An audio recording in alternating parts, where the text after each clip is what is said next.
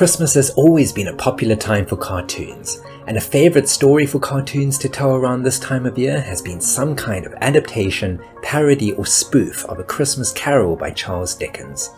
In fact, it's difficult to find a story that has been adapted to other media more often than Charles Dickens' timeless Christmas classic, having appeared on stage, radio, film and television, and is a favourite of cartoons.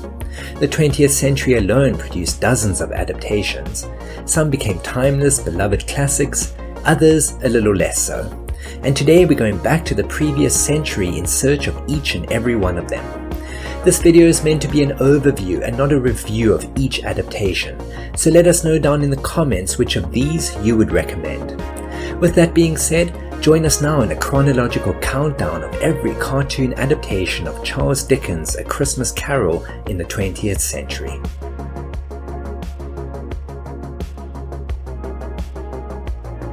We start in the 1960s with a familiar face. Mr. Magoo's Christmas Carol was not only the first cartoon adaptation of the classic story, as well as being a pioneer among animated Christmas traditions, but it was also the first animated Christmas special to be produced specifically for television. In a show within a show, Mr. Magoo is starring as Ebenezer Scrooge in a musical production of A Christmas Carol at a theatre on Broadway.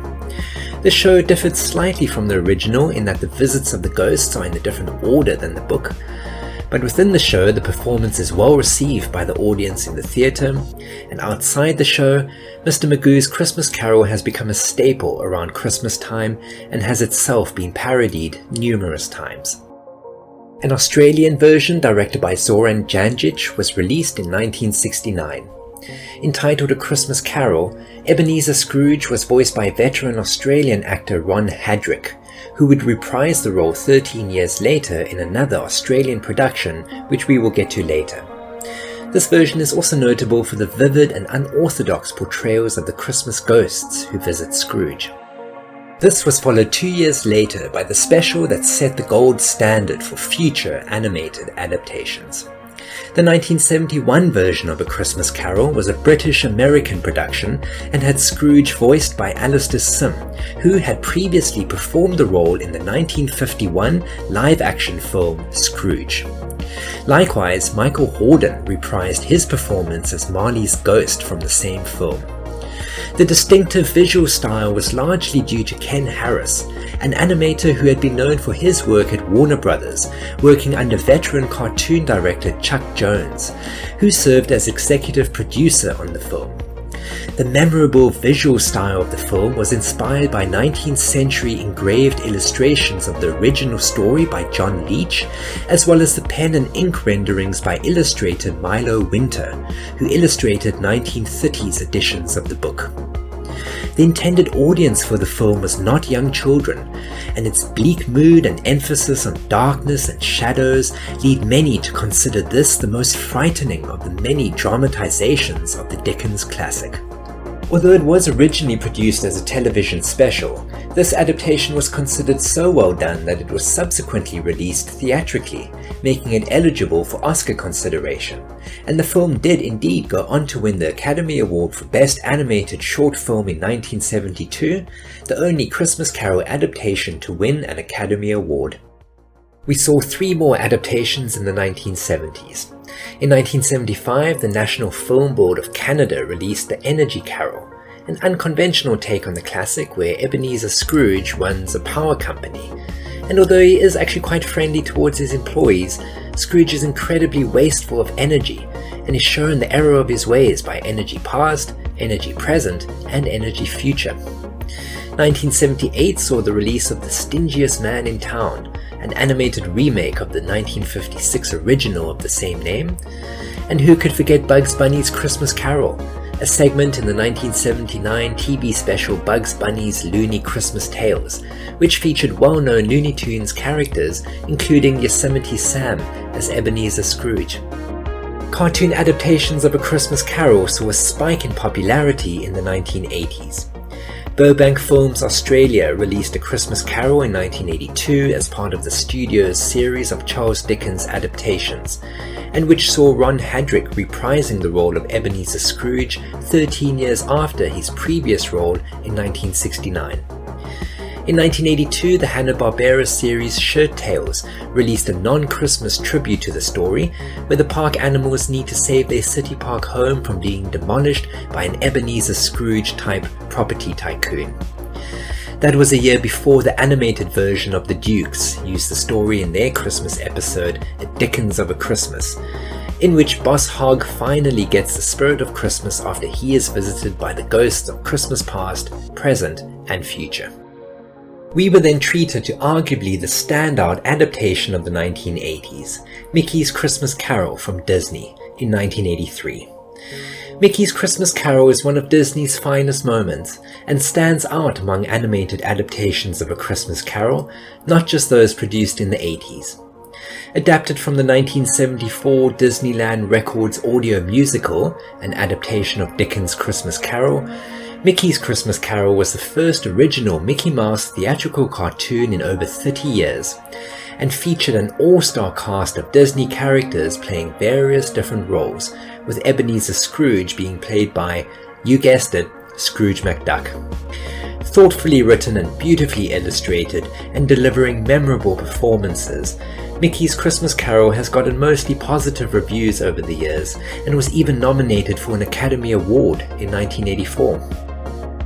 In 1985, the Jetsons gave us a futuristic take on the story, with George Jetson's boss, Mr. Spacely, playing the role of Scrooge in A Jetson Christmas Carol. The next year, the Ghostbusters ended up running into Ebenezer Scrooge himself after stumbling through a time portal and accidentally capture the ghosts of Christmas, saving Scrooge from his scheduled rehabilitation in the real Ghostbusters episode, Xmas Marks the Spot. In 1987, the two-part Beverly Hills Teens episode Miracle at the Teen Club saw the teens envisioning themselves taking part in a Christmas Carol allegory while snowbound during a Christmas Eve party.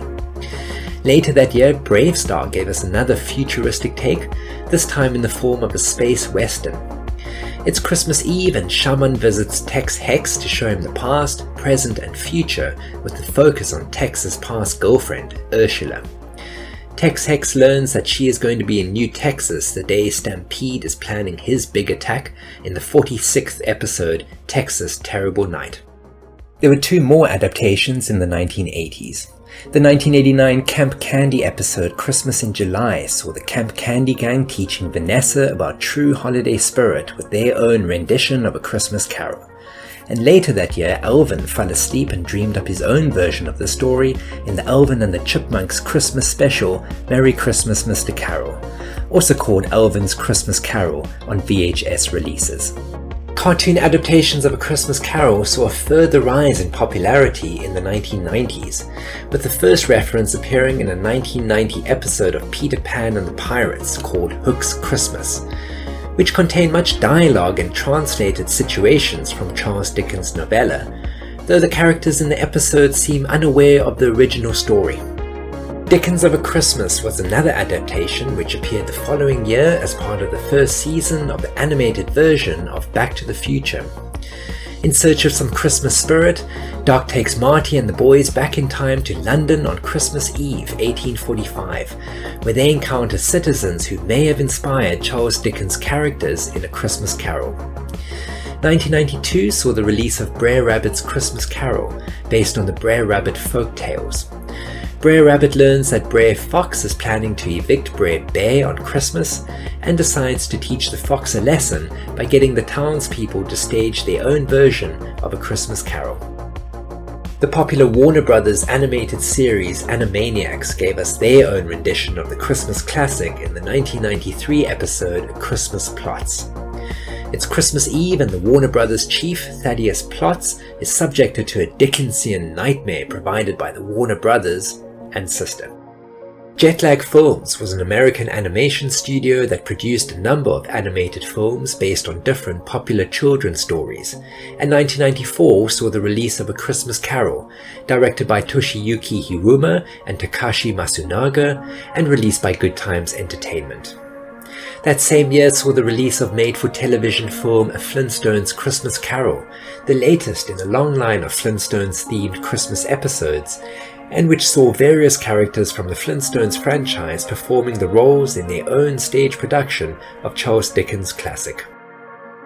Who Scrooged McRood was the second Christmas special from the Sunbar Productions animated series Littlest Pet Shop. The 1995 episode was loosely based on A Christmas Carol, while most of the narration was loosely based on Clement Moore's classic poem A Visit from St. Nicholas. In 1996, the BBC series Dino Babies gave us their own rendition of the story in the episode Ebenezer Scrooge, where Truman tries to teach Dak a lesson on selfishness with a story on Ebenezer Scrooge and the Time Fairy. Before the animated series of Disney's 101 Dalmatians produced their own adaptation in the 1997 episode A Christmas Cruella, where Cruella de Vil is visited by Christmas ghosts, some of them in the form of dogs. In 1997, a full-length musical feature entitled A Christmas Carol was produced by Dick Animation and featured the voice talents of Whoopi Goldberg, Michael York, and Tim Curry playing the role of Scrooge. The film had its moments, but despite the generous production budget and talented voice cast, A Christmas Carol received poor reviews and unfortunately has not endured as a Christmas classic. The 90s saw 3 more cartoon adaptations of A Christmas Carol. An All Dogs Christmas Carol was released direct-to-video in 1998. It served as the final installment in the All Dogs Go to Heaven film series, as well as the series finale to the animated series of the same name. Unlike the first 2 films, where the main characters are Charlie and Itchy, Carface is the focus of the story and about how he saved Christmas. Pocket Dragon Adventures, another Dick Animation series, featured the cast performing their own production of the famous story in the 1998 episode The Dickens, You Say, with the final adaptation coming from a surprising source in the final year of the decade. A Witchmas Carol saw Sabrina and her family using the story to teach Jem a lesson about her selfish ways in the 1999 episode of Sabrina the Teenage Witch. And there you have it, a complete chronology of cartoon adaptations of A Christmas Carol from the 20th century. Hopefully some of these bring back good memories, and perhaps there's an adaptation that you've never seen before and would like to watch this Christmas. Make your voice heard and let us know down in the comments below which of these versions are your favorite. It would be interesting to see which adaptation is the most popular. Thank you for watching. Merry Christmas or Bah Humbug, whichever is applicable. We'll see you again in the new year.